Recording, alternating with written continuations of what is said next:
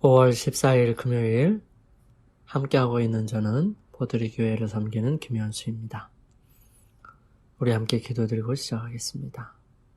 주님, 한 주일 동안 저희들과 함께하여 주셔서 감사합니다.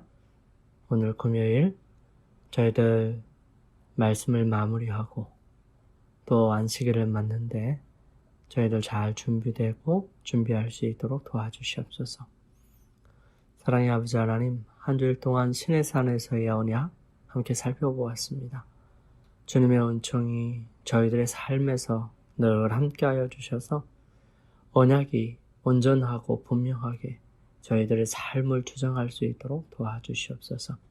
사랑의 아버지 하나님, 이 언약은 하나님께서 저희들에게 베풀어 주시는 은혜고 저희들을 구원하시기 위한 방편이고 또 저희들로 하여금 옳은 길을 갈 수 있도록 우리들을 잡아주고 온전하게 해주는 울타리라는 사실을 깨닫게 됩니다. 저희들의 마음속에 주님께서 주시는 참 축복과 은혜를 경험할 수 있도록 도와주시옵소서. 오늘도 주님 앞에 간절한 기도의 제목들을 가지고 주님 앞에 기도드리는 주의 사랑하는 자녀들이 있습니다. 주님, 그들에게 은총을 베풀어 주시고 모든 문제가 해결되는 그 모든 과정 속에 주님을 더 가까이서 배우고 경험하고 만나는 귀한 시간들이 되게 도와주시고 기회가 되게 도와주시옵소서. 시작하는 시간입니다. 마치는 시간까지 주님께서 저희들과 함께 하시기를 저희들을 사랑하시는 예수님의 이름으로 간절히 기도드립니다. 아멘. 오늘은 더 깊은 연구를 위해서 영감의 말씀 중에 신의 산에서 반포되었던 돌비에 기록한 십계명을 주어지는 대로 함께 살펴보기를 원합니다. 율법의 요구를 자신의 힘으로 이루어 보려고 애씀으로써 율법적인 종교에 따라 살고자 할 때는 노예 근성이 일어납니다. 아브라함의 언약 아래에서만 우리는 희망을 발견할 수 있는데요. 그 언약은 그리스도 예수를 믿음으로 말미암는 은혜의 언약입니다. 아브라함에게 소망을 주었던 그 복음은 오늘날 우리에게 소망을 가져다 준 복음과 동일한 복음입니다. 아브라함은 믿음의 주요 또 온전케 하시는 이인 예수를 바라보았습니다. 애굽에서 노예 생활하는 동안 많은 이스라엘 사람들이 하나님의 율법의 지식을 대부분 잊어버리고 그 교훈에 이교의 풍속과 유전을 섞었습니다. 하나님께서는 그들을 신의 광야로 인도해내시고 거기서 당신의 친음성으로 당신의 율법을 선포하셨습니다. 이 율법은 그때의 히브리 사람들의 유익만을 위해서 반포된 것이 아닙니다. 하나님께서 히브리 사람들을 당신의 율법의 수호자와 관리자로 삼으심으로 그들을 영화롭게 하셨지만 그들은 온 세계를 위한 신성한 위탁물로 간주되어야 했습니다. 십계명의 내용은 온 인류에게 적용되는 것이고요. 만민을 위한 교훈과 통치 원칙으로 주신 것입니다. 간결하면서도 포괄적이며 권위 있는 이 십계명은 하나님과 이웃 사이에 대한 사람의 의무를 총망라하고 있고요. 모든 조항이 다 근본적인 사랑의 대원칙에 기초를 두고 있습니다. 내 마음을 다하며 목숨을 다하며 힘을 다하며 뜻을 다하여 주 너희 하나님을 사랑하고 또한 내 이웃을 내 몸과 같이 사랑하라 하셨습니다. 십계명 가운데는 이 원칙들이 구체적으로 표현되어 있으며 그것들은 사람의 상태나 환경에 적용할 수 있도록 되어 있습니다. 너는 나 외에 다른 신들을 내게 있게 말지니라. 영원하시고 자존하시고 지음을 받지 않은 분이시며 만물의 근원이시오 보존자이신 여호와께서만 최고의 존경과 경배를 받으실 자격이 있으십니다. 사람은 어떤 다른 대상물에게도 그들의 애정과 봉사의 첫째 자리를 주는 것이 금지되어 있습니다. 하나님께 대한 우리의 사랑을 감소시키거나 마땅히 그분께 드릴 봉사에 방해가 되는 것을 우리 마음속에 품는다면 우리는 그것을 신으로 만드는 것이 되는 것이지요. 너를 위하여 새긴 우상을 만들지 말고 또 위로 하늘에 있는 것이나 아래로 땅에 있는 것이나 땅 아래 물속에 있는 것에 아무 형상이든지 만들지 말며 그것들에게 절하지 말며 그것들을 섬기지 말라. 둘째 계명은 우상이나 그와 비슷한 것을 가지고 참 하나님을 경배하는 것을 금하고 있습니다. 많은 이교의 민족들은 그들의 우상이 예배를 받으시는 하나님의 표상이나 상징이라고 주장해 왔습니다. 그러나 하나님께서는 그와 같은 예배는 죄가 된다고 선언하셨습니다. 영원하신 하나님을 세상의 물질로 대표해 보려는 시도는 하나님께 대한 개념을 저하시킵니다. 영원하시고 완전하신 여호와께로부터 돌아선 마음은 창조주께보다는 오히려 그가 만든 피조물들에게 더 끌리게 되는 것이지요. 그리고 하나님께 대한 개념이 저하되면 사람도 타락하게 될 것입니다. 나 여호와 너희 하나님은 질투하는 하나님이시다. 하나님과 그분의 백성 사이에 친밀하고 신성한 관계가 결혼관계의 형태로 표현되어 있습니다. 우상숭배는 영적 간음으로써 그것에 대한 하나님의 불쾌히 여기심을 질투라고 표현된 것은 적합한 말이지요. 나를 미워하는 자의 죄를 갚되 아비로부터 아들에게로 3, 4대까지 이르게 합니다. 자녀들이 부모의 비행의 결과로 고통을 당하게 되는 것은 불가피한 일이지만 그들이 부모의 죄에 동참하지 않은 한 부모의 죄 때문에 그들이 벌을 받지는 않습니다. 그러나 대체로 자녀들은 부모의 발자취를 따릅니다. 유전과 부모들의 모본으로 말미암아 아들들은 아버지가 저지른 죄를 짓죠. 나쁜 버릇과 그릇된 식욕과 저열한 품행은 육체적 질병과 퇴화 현상을 지니고 아버지에게서 아들에게로 3, 4대까지 전승물로 내려갑니다. 이 무서운 사실이 죄의 길을 따라가는 사람들을 견제하는데 큰 힘을 발휘해야 합니다. 나를 사랑하고 내 계명을 지키는 자에게는 천대까지 은혜를 베푸느니라. 둘째 계명은 거짓 신들을 숭배하는 것을 금하는 동시에 참 하나님을 경배하라고 명령합니다. 그분을 미워하는 자에 대해 노여움이 3, 4대까지밖에 미치지 않지만 그분을 위해 충실히 봉사하는 사람들에게는 천대까지 긍휼이 약속되어 있습니다. 너는 너의 하나님 여호와의 이름을 망령되이 일컫지 말라. 나 여호와는 나의 이름을 망령되이 일컫는 자를 죄 없다 하지 아니하리라. 이 계명은 거짓 서약과 일반적인 맹세를 금할 뿐만 아니라 우리로 하여금 하나님의 이름의 존엄한 뜻을 생각지 않고 경솔하고 부주의한 태도로 그 이름을 쓰는 것을 금하고 있습니다.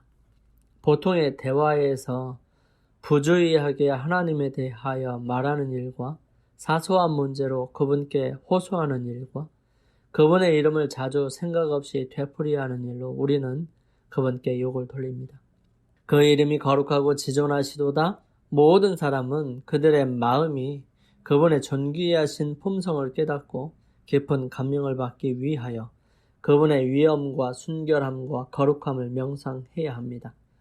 그리고 그분의 거룩한 이름을 입 밖에 낼 때에는 존경하는 마음과 엄숙함으로 해야 합니다. 안식일을 기억하여 거룩히 지키라. 안식일은 새로운 제도로서가 아니라 창조 때에 이미 제정된 것으로 소개되었습니다. 그것은 창조주의 업적을 기념하는 것으로 기억해서 지켜야 하지요.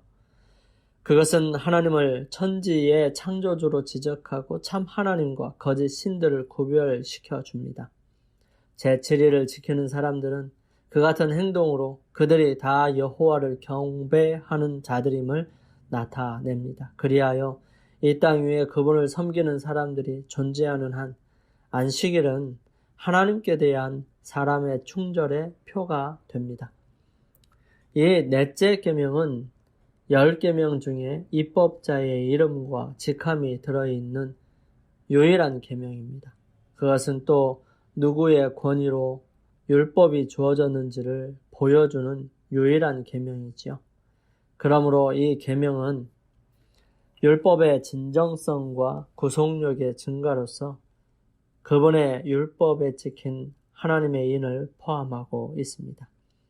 하나님께서는 사람들에게 일할 수 있는 엿새를 주시고 그들 각자의 일을 이 엿새 동안에 하기를 요구하십니다.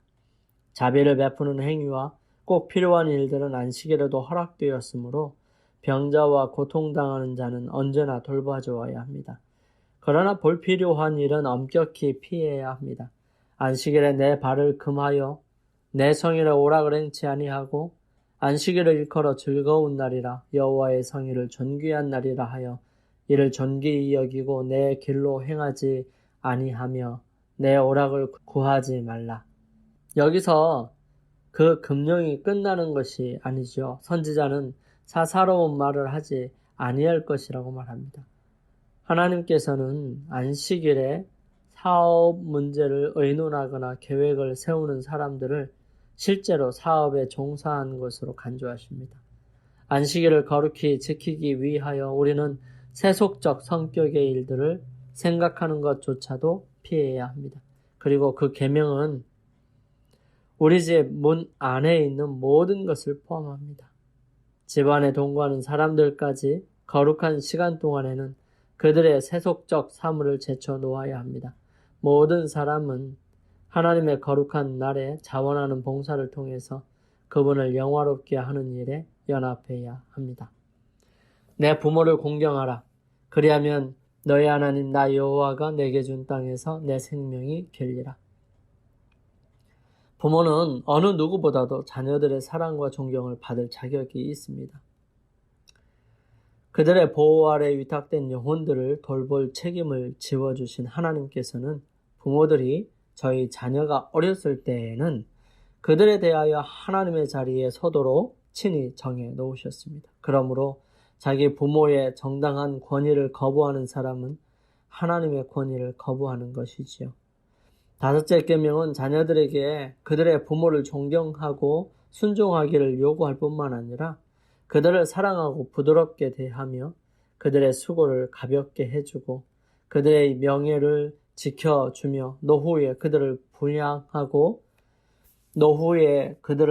부양하고 위로해 주기를 요구합니다. 이 계명은 또 목사들과 나라의 통치자들과 하나님께 권위를 위임하신 모든 사람들을 존경하라고 권부합니다. 사도는 이것이 약속 있는 첫 계명이라고 말하죠. 잠시 후에 가나안에 들어가기를 바라고 있는 이 이스라엘 백성들에게는 이 계명은 순종하는 사람들에게는 좋은 땅에서 오래 살리라는 공약이었습니다. 그러나 이 계명은 보다 넓은 의미를 가지고 있지요. 그것은 모든 하나님의 영적 이스라엘 백성들을 포함하고 있고요.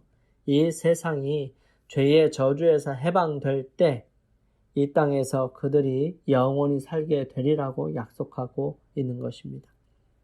살인하지 말지니라.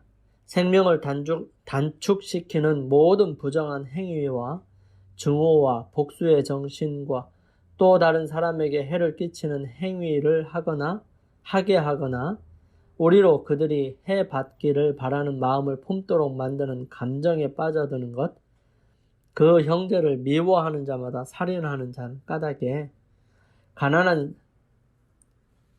감정에 빠져드는 것, 즉 미워하는 자마다 살인하는 자라고 하신 예수님의 말씀 때문에 감정까지도 우리는 통제해야 합니다. 가난한 사람들이나 고통당하는 사람들을 보고도 이기심 때문에 돌보는 일을 게을리한 행위와 모든 방종이나 불필요한 소모나 건강을 해치는 경향이 있는 과중한 노동 등 이런 모든 것들이 정도의 차이는 있지만 다 여섯째 계명을 범하는 것이죠.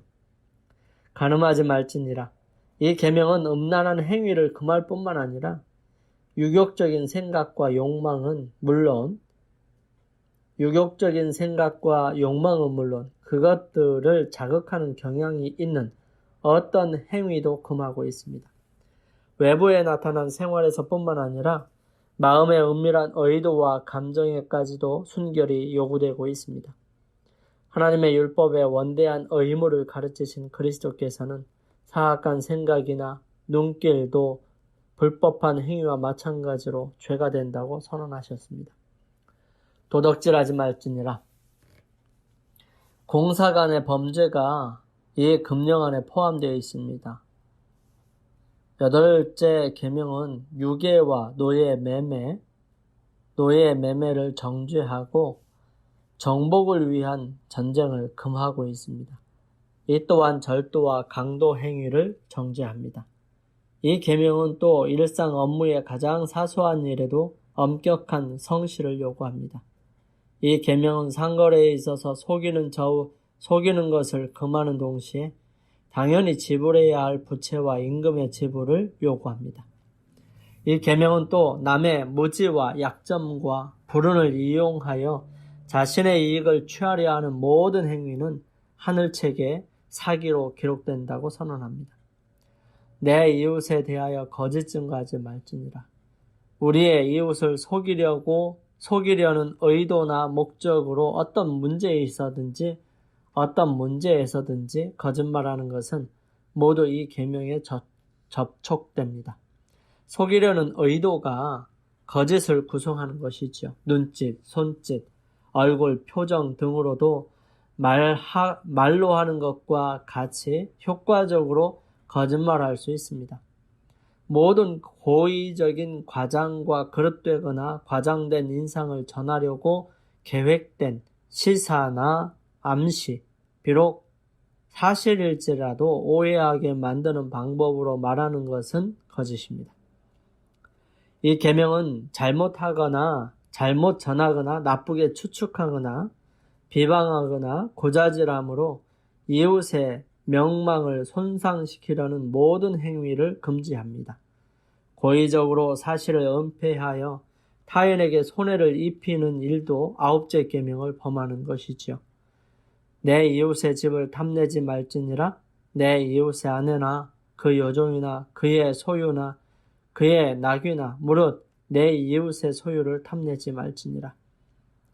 10째 계명은 죄된 행위의 뿌리가 되는 이기적인 욕망을 금함으로써 만악의 뿌리 자체를 강타하고 있습니다. 하나님의 율법을 순종하여 남의 소유물에 대한 나쁜 욕심을 품는 것조차도 삼가는 사람은 그의 이웃들에게 해를 끼치는 악한 행위를 하지 않을 것입니다.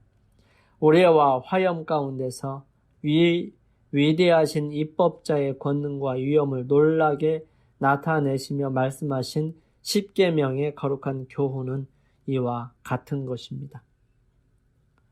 하나님께서 당신의 율법을 선포하실 때에 당신의 권능과 영광을 나타내신 것은 당신의 백성들로 하여금 그 광경을 결코 잊어버리지 않게 해서 율법의 제정자요 천지의 창조주이신 당신께 깊은 존경심을 갖도록 감명을 주시기 위함이었습니다.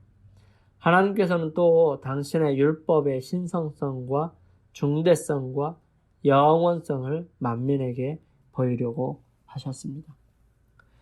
위에 있는 내용은 부조화 선지서 305페이지에서 309페이지에 있는 말씀들입니다. 우리가 이 말씀들을 좀 더 구체적으로 이해하고 더 자세하게 살펴봄으로써 십계명이 말하는 도덕적인 율법이 어디까지인지 좀 더 구체적으로 알 수 있는 기회가 되었으면 좋겠습니다. 우리 함께 기도드리고 마치도록 하겠습니다. 저희들을 사랑하시는 아버지 하나님, 저희들을 사랑하셔서 계명을 주셨고 이 계명의 깊은 의미들을 우리로 이해할 수 있도록 인도하여 주셨으니 감사합니다. 주님의 은총과 능력으로 이 모든 일들이 주님 안에서 이루어지게 도와주시고 저희들 또한 주님을 믿고 의지함으로 이 모든 일들이 이루어질 수 있도록 도와주시옵소서. 주의 크신 사랑이 저희들과 늘 함께 하실 것을 믿고 감사드리오며 항상 저희들 주님 안에서 승리하고 믿음으로 전진해 나갈 수 있도록 인도하여 주시옵기를 예수님의 이름으로 간절히 기도드립니다. 아멘. 오늘도 주님 안에서 승리하시기 위해 주님 앞에 머물러 있는 시간을 가졌으면 좋겠습니다. 저는 다음 기회에 또 찾아뵙겠습니다. 감사합니다.